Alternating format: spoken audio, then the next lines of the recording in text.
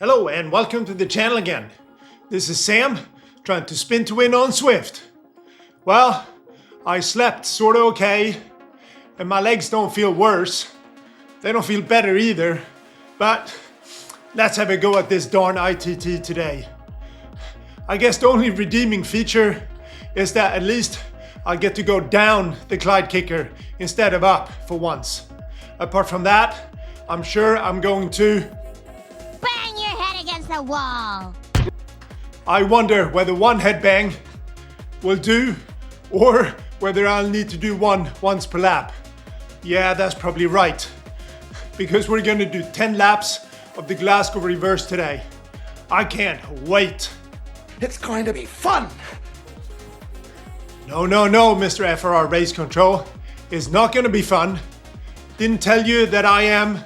I'm sick and tired of this crap. Well, since we can't change it, we may as well have a look at today's course. You can find a much more detailed description in the vlog I released yesterday. So please have a look at that if that's of interest to you. But this is actually a pretty interesting choice of a course for an iTT. 10 laps on the Glasgow reverse. And I think this is really a course for the iTT specialists or technicians, if you will, because you're really going to need to manage your effort throughout each lap, especially in the middle where there are lots of lumps and bumps, and you can either lose or gain a lot of time depending on how you pace it. Now for me, honestly, I have no idea how I'm gonna go today. No clue. Like I said, the legs don't feel great, still fighting this fatigue. And if we look at the results I've had in my last 3 iTTs, well, let's just say I'm not expecting too much today. Damn right. But enough of that, enough excuses. Let's have a look at the CRP leaderboard after stage 4 and see if there's anything there that can cheer me on. Well, no major changes in the top 10. And we have exactly the same top 3. This part of the video is getting a bit predictable at this point. Can at least one of them have a bad day? For me, yeah, you got it. Scrolling, all the way down to 89th place out of 103 riders that have completed all 4 stages. I think this is a marginal improvement over yesterday, but very marginal indeed. Okay, let's see how I managed the 10 laps of Glasgow reverse. So, my pacing strategy. Well, the last 3 iTTs, my pacing strategy has failed miserably. So clearly do not pay any attention to what I'm about to say. That would be a great mistake. But this time around, I am gonna try to be sensible, really. With the effort expected to take some 45 to 50 minutes, you could argue that you should just go at, or just above, your FTP. The problem I have is I've never actually done an FTP test. I have just used my Z FTP as an indication of what power I could do for an hour.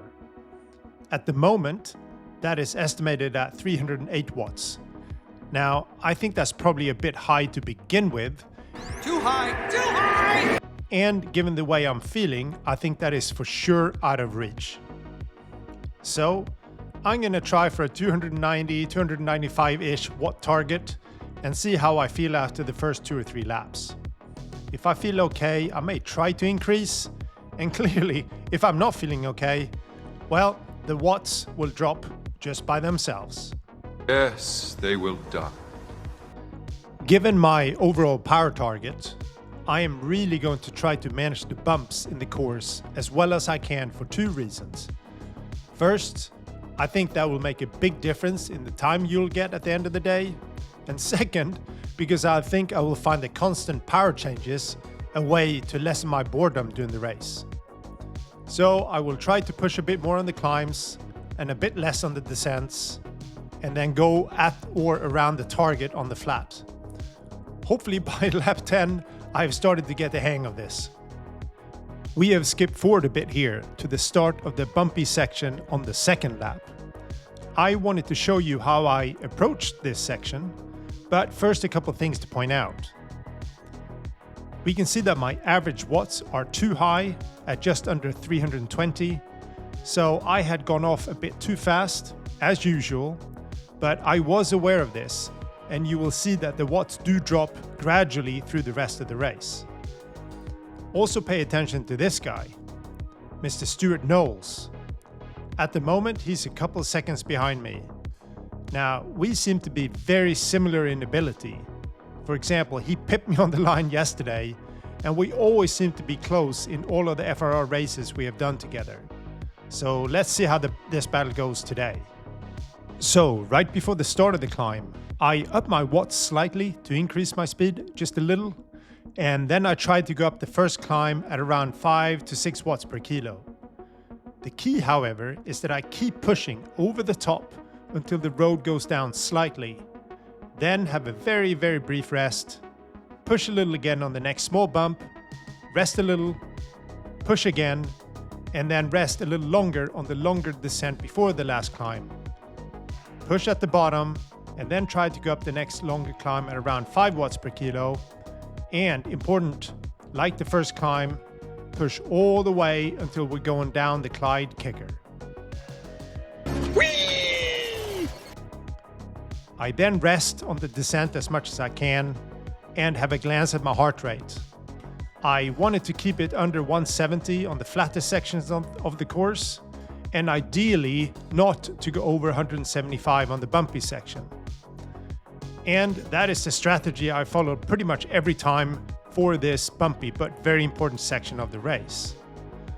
I'm not sure if this was the best way to do it, but I felt it served me okay at least. Okay, let's have a look at the halfway point of the race. As you will see, my average watts have dropped to around 310. This was actually done gradually through the race, as after my too fast start, I found a pace that I felt was sustainable. My guess is that it was around 300 watts, give or take a few. And yes, Mr. Knowles is still there, now 7 seconds or so behind. Actually, there was a bit of an interesting pattern between the way we rode the course that I noticed during the race. I felt I gained a bit of time on him on the bumpy section, and we're just talking a few seconds here, but he seemed to get that back every time on the flatter section. And this pattern seemed to happen on almost every lap. Kinda interesting, I thought. We have now skipped forward a bit, and we are about to go up the bumpy section for the 9th time.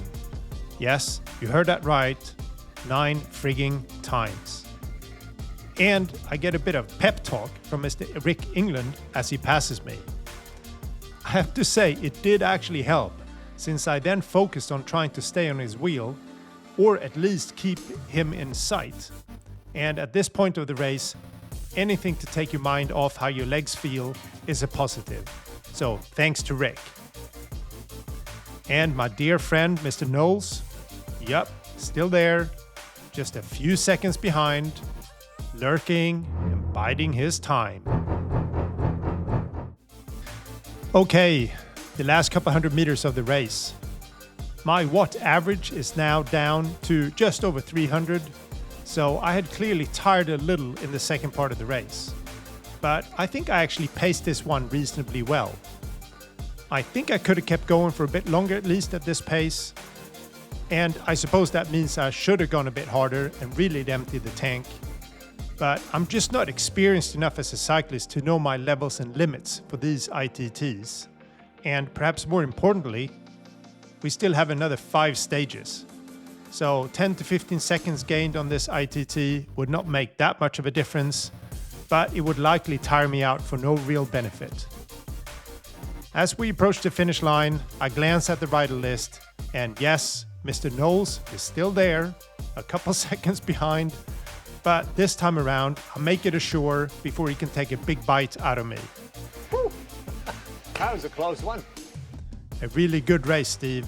You kept me pushing, that is for sure.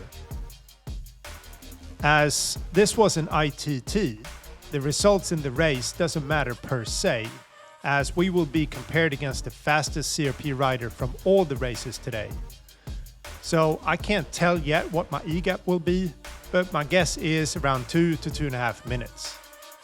As depressing as that fact is, overall, I'm actually quite pleased with this performance. It was not fantastic, but it was a lot better than I was expecting. And anytime I do over 300 watts for 40 plus minutes, I know I have put in a shift. One thing jumped out at me though, as I looked at these results. If we look at the third place finisher, ML, we can see he was just over a minute faster than me. But if we look at his power figures, they are almost identical to what I had, and his weight is also very similar. The only difference I can see, apart from him being a lot younger than me that is that I'm quite a bit taller than him. But unless the height difference makes that much of a difference, he clearly had a better pacing strategy. I'm just curious to what that was. Did he push even harder on the hills and then eased off more than I did on the flats? It seems a rather large time difference given the very similar power numbers. If anybody has some thoughts on this, please do leave them in the comments below. I'm genuinely intrigued. Thanks. Alright, some post-race thoughts as usual. Well, not as good as it could have been, but a whole lot better than I could have hoped for. Especially the way I've been feeling over the last couple of days. That was not bad. I'll take that all day long. I started a bit too hot. The first 2 laps, I realized it, slowed it down, and my average watts kept creeping down towards 300. I think I was just over 300 in the end, which again is not great, but not bad either for me. I'll take that. It was a fun race. I was in control the whole time. I think I could have kept going for a bit at that pace as well. So in hindsight, I guess I paced it okay, although I probably could have gone a bit harder in the end. But it's another 5 days, and 5 or 10 seconds here, it's not going to matter one bit at the end of the day. So I think I did the right thing. Big shout out to Mr. Rick England. Thanks, Rick. He gave me a motivational speech, I think in the 9th lap or something like that. And I tried to hang on to his wheel. That's really useful, thank you. And a shout out to Mr. Steve Knowles, who finished today just behind me, like a second, but it pipped me on the line yesterday. So fair is fair, Steve. We have run into each other over the last couple of tours, and we seem to be very, very similar in ability. So it's always great to have a good ding-dong with Steve. All right, we'll bank that one and move on. I hear we're getting some nice ice cream tomorrow. Let's see what nasty twist Mr. FRR Race Control can put on that one. See you at the start line tomorrow. Bye. Okay, Mr. FRR Race Control, I thought I had introduced you to this chap.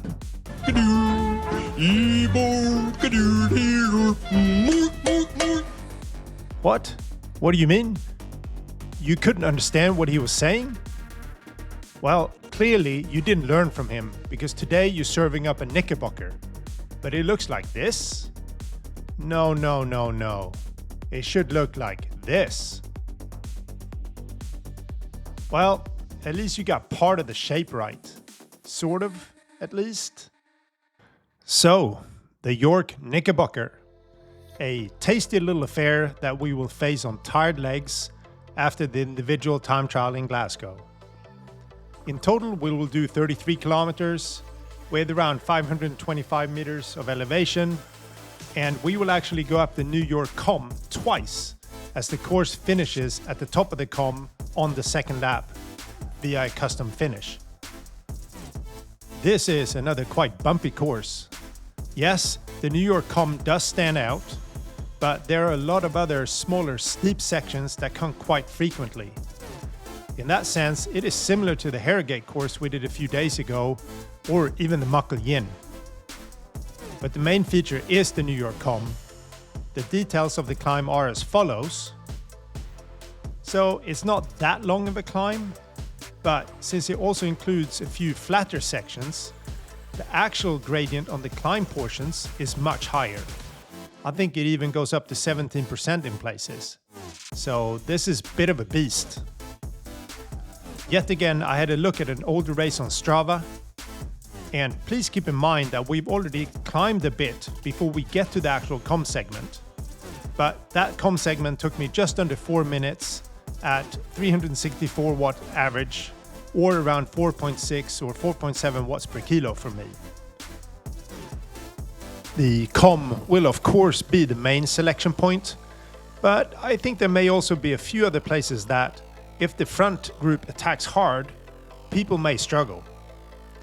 And if you're not able to stay with the front group up the com the first time, you're likely to face a large amount of E-gap on this stage.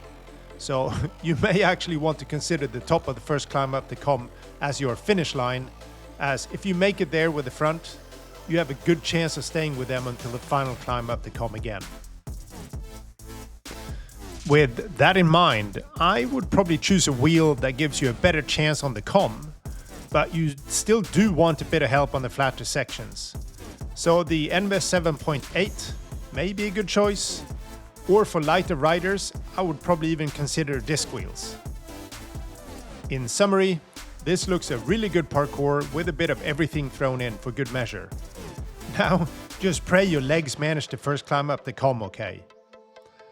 I hope to see you on the start line tomorrow. Sleep well, recover, and go again.